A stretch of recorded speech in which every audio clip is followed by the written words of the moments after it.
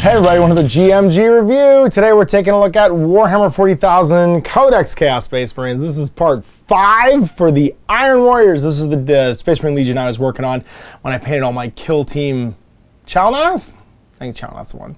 Oh, the Space Pirates. They're all Space Pirates. And yeah, the one I'm most excited about. So, this is the Iron Warriors, Iron Within, Iron Without. They're a ton of fun to paint. If you want an easy color scheme for your Chaos Space Marine army, this is the one to do. And they're all about being tough. Not quite Death Guard tough, but still tough. Now, I have a bunch of stuff to talk about here. One of the things I have already double checked is that this right here, the chapter-approved Nephilim stuff, it says ignore your secondaries in it. You don't have to ignore them if you have this codex, or hopefully the codexes that come out after it, because they are the same. So the match play stuff in here, the secondary objectives, are actually the same as the Nephilim ones, which means I will go over them and we'll talk about how they relate to the army. Now, one thing that happened literally as I was shooting this review was I got an email in my inbox about the balance data slate for Warhammer 40,000, and it's already changed one of the rules in this book. So the second bullet point from their Legion trait has been changed, like preemptively before the book even came out, which I found interesting. So it's the Legion trait, Iron Within, Iron Without. It is referred to in here, and it's each time a model with this trait makes an attack, you don't get cover. And it used to be, in the book it says each time an attack is allocated to a model with this trait, if its AP is -1 or -2, worsen it by 1. So you used to, ignore AP1 and make AP2s AP1s, which is pretty cool. Like, it's a cool trait, because like, cover isn't like, your enemy isn't always sitting in cover, but your enemy is always shooting you and will probably always have AP. So usually with the Legion trait, there's one thing that kind of affects things all the time and one thing that's like situational. And now it's the situational one is the one that stayed the same, and the one that's all the time got worse. It's you can't reroll the wound rolls against them, which makes it also situational because not every unit can reroll wound rolls. I mean, I guess arguably you can with like the CP. You can always potentially reroll one wound roll. So I guess you can make the argument it's an all the time ability, but no, I don't know. I don't know if it's a good enough trade-off. I don't know if it needed to be traded off either. I liked the AP one. But I guess it was too strong out in the wild. Although it hasn't been out in the wild. I don't know. I'm not really sure why it happened, but it's happened. So ignore bullet point 2 and replace it with you can't reroll wounds. Your secondary is Masters of Demolition. If you select this objective, during the Resolve pre-battles ability step of the mission, your opponent must set up 3 objective markers anywhere in the battlefield that is on ground level, not within none of each other, and not within 6 of any battlefield edge. These objective markers cannot be set up on terrain features with the unstable position terrain trait, and no more than 1 of them can be set up within 6 of your opponent's deployment zone. If it's impossible to set up an objective marker, it's not set up. Each one represents a demolition site, but does not count as an objective marker for any of the real purposes in this mission. Iron Warriors infantry units in your army can attempt the following action. Total demolition. 1 Iron Warriors infantry, excluding characters, from your army can perform this action at the start of your movement phase if it's within range of the demolition site and no enemy units are within range of this objective marker. This action is completed at the end of the turn, providing it's performed is still in range of the same objective marker. If completed, it's said to have been demolished by your army and is removed from the battlefield. At the end of the battlefield, score 4 for each demolition site that's been demolished. Score an additional 3 if a demolition site objective marker was within 6 of your opponent's deployment zone and was demolished by your army. So you can get to 15 with it. It's your opponent's going to set up those action points, and if he tries to hide one in his deployment zone, it means that you can go to 15. Now, there's going to be some cheeky ways to maybe do that. Put it still really far away, but not within 6 of a battlefield edge, and not within none of each other. I like this one. I'll be honest with you. Your opponent kind of controls where they go, but sometimes it just doesn't matter with the way the battlefield's set up. And if you look in the mission packs in here, sometimes it's pretty hard to ignore your deployment zone, right? So like, it can't be in your deployment zone. Sorry, anywhere in the battlefield, not within none of each other, not in 6 of a battlefield edge. Well, I guess they could put them in your deployment zone. And no more than 1 can be set up in your opponent's deployment zone. So you can just give them to you if he wants, but like, why would he? So they're going to be in no man's land or over here, right? It makes a small, and if he wants to put one in here, or even like on the edge, I guess you could do all 3 across there, not within 9 of each other. So we're talking about middle, you could go there and there. Yeah, you could put all 3 at the edge of the line. Same with this one, you go 1, 2, 3, I guess, to try and hold them, although they can't be near the other objectives. They have to be like 1, 2, 3 maybe. Try and keep them far away. And then he's got to defend them though, so it's hard not to. It's really hard not to put them in your opponent's in your own deployment zone. So I like this one because it's basically just weak points of the battlefield, and you've got lots of ways of smashing them, with just infantry. So your Warlord trait is Siege Lord. In your command phase, select one friendly Iron Warrior's core vehicle within 6 of this Warlord. Until the start of your next command phase, each time a model in that unit makes an attack against an enemy vehicle or building unit, if that attack is made by a weapon with a strength characteristic of 7 or more, it's +1 damage. So that's pretty neat if you're attacking other vehicles. So if you're playing Knights, Siege Lord is real good because they're all vehicles.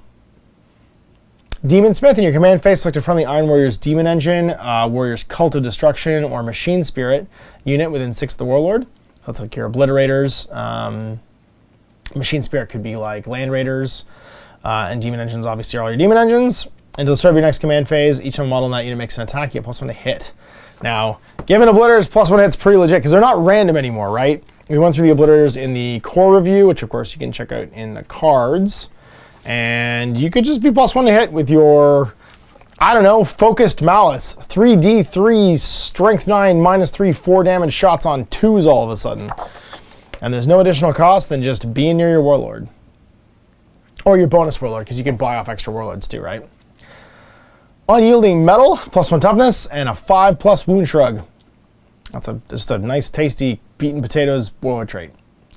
Bastion, in your command phase, you can select one friendly Iron Warrior's core unit within 6, and until your next command phase. Each time an enemy unit declares a charge against that unit, if that unit's not engaged, not within engagement range of any enemy units, it can hold steady or set to defend. And that unit has the Obsec ability. If a model in this unit already has it, you count as double the number of markers. Sorry, that model counts as one additional model. So like, you can double the number of models that are OBSEC in an OBSEC unit, and they can basically count as being in cover for hold steady and set to defense, so 5+ Overwatch, or +1 hit in melee.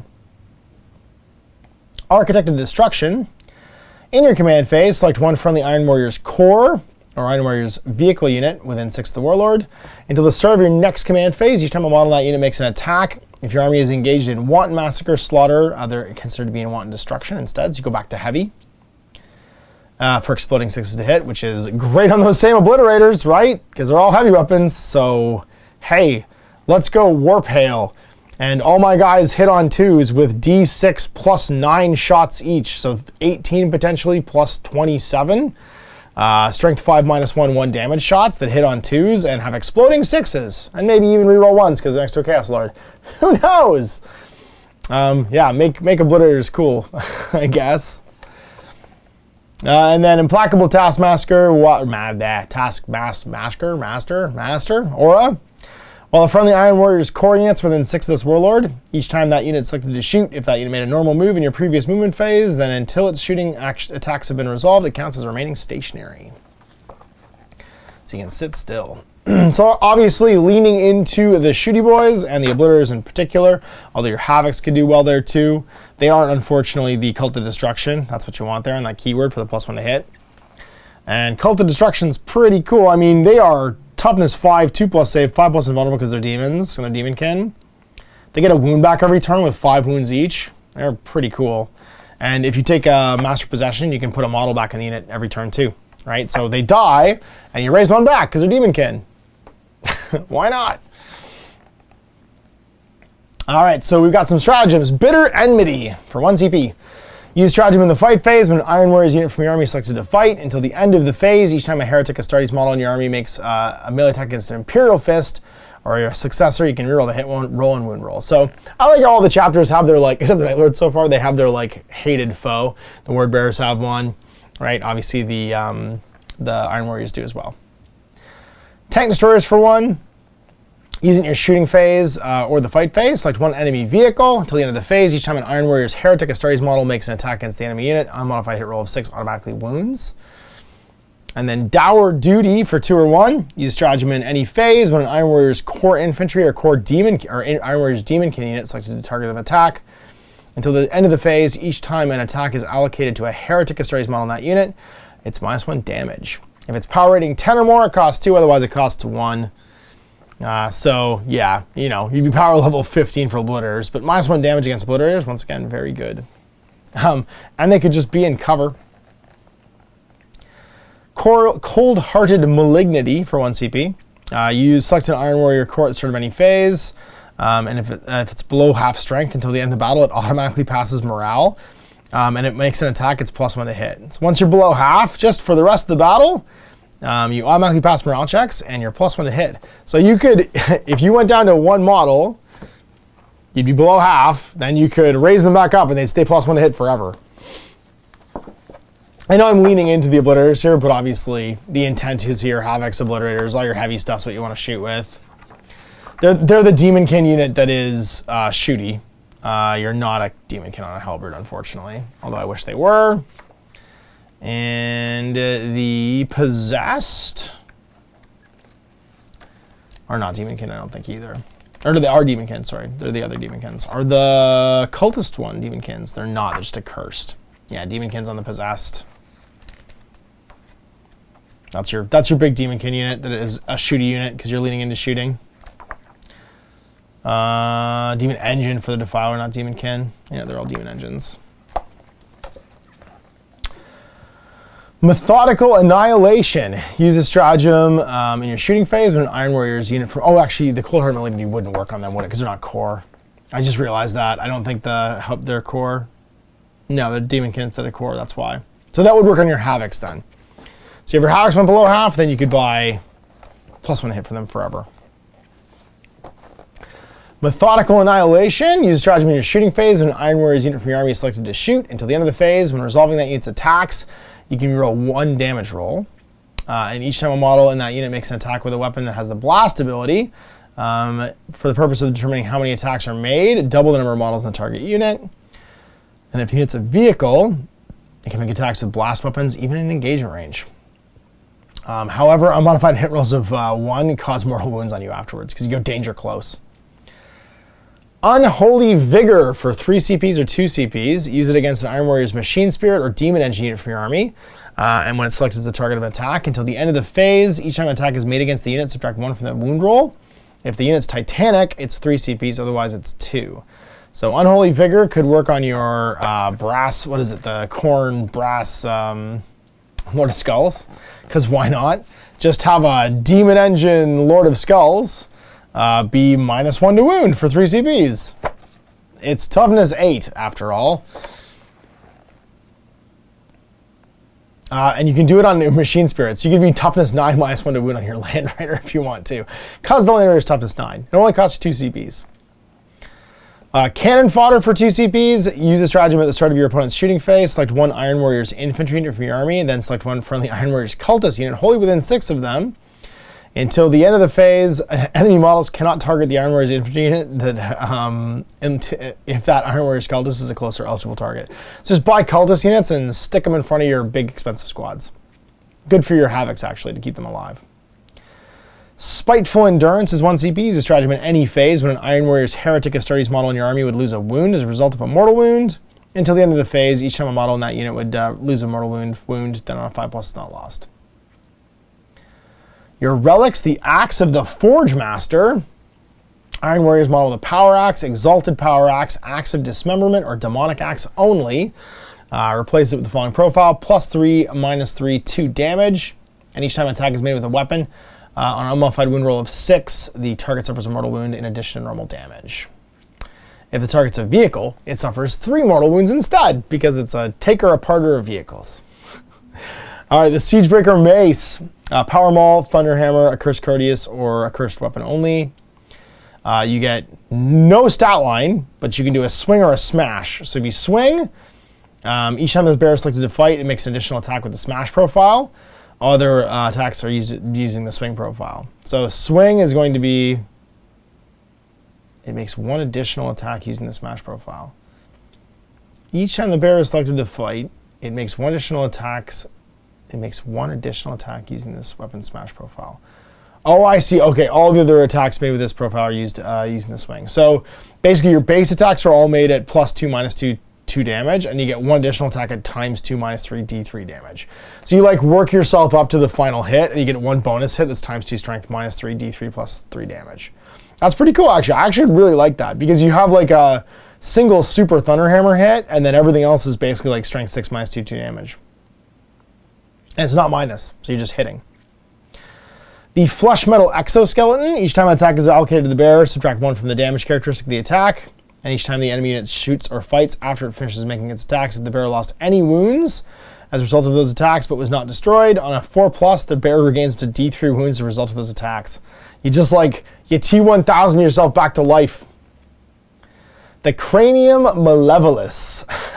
Iron Warriors model only, you can give it to cultists. At the start of your shooting phase, roll a d6 for each enemy vehicle unit within 9 of the bearer. On a 4/5, they take D3 mortal wounds. On a 6, they take 3 mortal wounds. Because it's just radiating out the Dark Tongue in coded bursts. The Insidium, it's a vast suit of bionics. It's Iron Warriors infantry model only, excluding demon models. The bearer gains the demon and demonkin keyword and add +1 to its strength, toughness, and wounds. So you get jacked up by demonic, like, I guess, like extra bits that are robotic. Spite Spitter is a combi bolter of any type, so combi flamers, melters, or plasmas. This weapon still combi bolter and replaces the bolt gun profile of the part of it. So it's rapid fire 2, 5 -3 2 damage. And then the combi weapon parts rapid fire 1, 5 -3 1 2 damage. So you basically have like a kind of super bolter. It's all 2 damage at 5 -3. And then a Techno Venomous Mechadendrils. It's for a Warpsmith. Each time the bearer repairs a model using its master mechanisms, it gets 3 back instead of D3. And then each time the bearer makes an attack with the Mechadendrils, if it hits stored, it just does a mortal wound. So additional mortal wounds. And the Mechadendrils are pretty cool, actually, on the Warpsmith. He gets a bunch of extra attacks with them. His Thunderhammer doesn't hit that many times, but his Mechadendrils actually do the bulk of the fighting, I think. Yeah, 4 additional attacks. So if you just hit with them, it's a mortal wound, which is pretty cool. So if you want a repair guy who's now horrifyingly dangerous in combat, because yeah, he only has 5 attacks with his Thunderhammer, which is still pretty great, but -1 to hit. And the Mechadendrils just do mortal wounds on top of it. So there you go, the Iron Warriors, like leaning into those heavy weapon guys, obviously, with their traits. You want your infantry moving ahead. I think if they kept the -1 to APs, the Chaos Terminator squad would have been like taking like Iron Circle Terminators, or not Iron Circles, the robots. Tyrant Terminators would have been like a legit way of going about it. You can just march Terminators in the middle of the table, always have 2+ saves for the most part, and then, you know, go and march over to whatever you need to demolition and demolition it. You can still fire your bolt weapons and do actions as one of the core traits, right? So you could still do, where is it? There's so many stratagems. Is it Death of the False Emperor? No, it's reroll hits, not Demon Forge, not Fury of Corn, not Murderous Perfection, Veterans of the Long War. So a trait starts infantry or biker unit until the end of the phase. Oh no, that's the +1 to wound. Where is it? Where's the one where they don't fail? They didn't fail. Even if they shut or fight. No, that's auto wounds. Fell Prayers, Fire Frenzy, Rare Hellbrute, Blasphemous Machines, Great Sorcerer. There it is, Unending Destruction.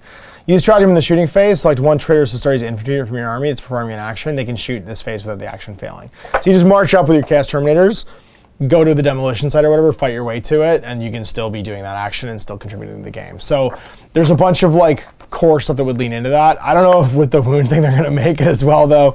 This game's so lethal. Little like perks like that where you get to reroll stuff is pretty great.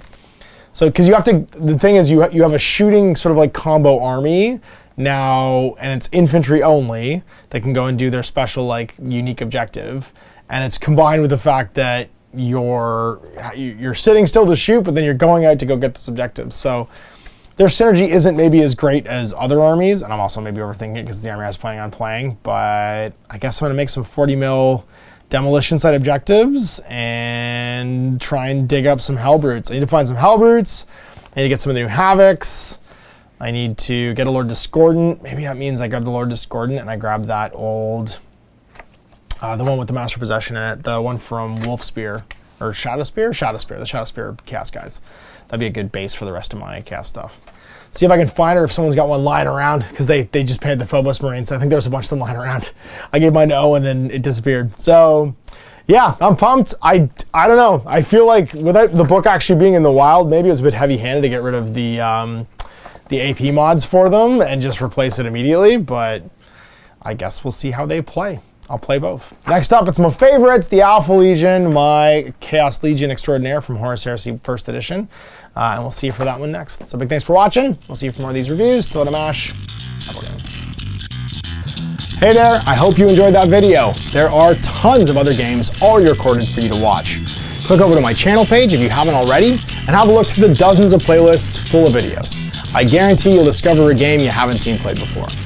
I put out new videos 7 days a week, and every day is themed to a different genre as I continue to explore the wider world of gaming. Of course, none of that's possible without you, the viewer, so click a like and subscribe if you'd like to stay on top of what's happening here daily. My 2 kids and I are massively grateful to be able to have the flexibility of this job so I can always maximize my time with them. If you want to support me continuing to put out this content, it's only possible because of my amazing backers on Patreon who support the studio, equipment, and model cost, as well as being how I make the bulk of my living. You can also help out by buying a t-shirt through Spreadshirt, a measuring gauge or widget from Death Ray Designs, or buying one of my games and supplements, like Last Days, Gamma Wolves, and Blaster. As a way of showing my appreciation, patrons get early access to new games and supplements that I write throughout the course of the year. Huge thanks for watching, it really does help out, and happy gaming.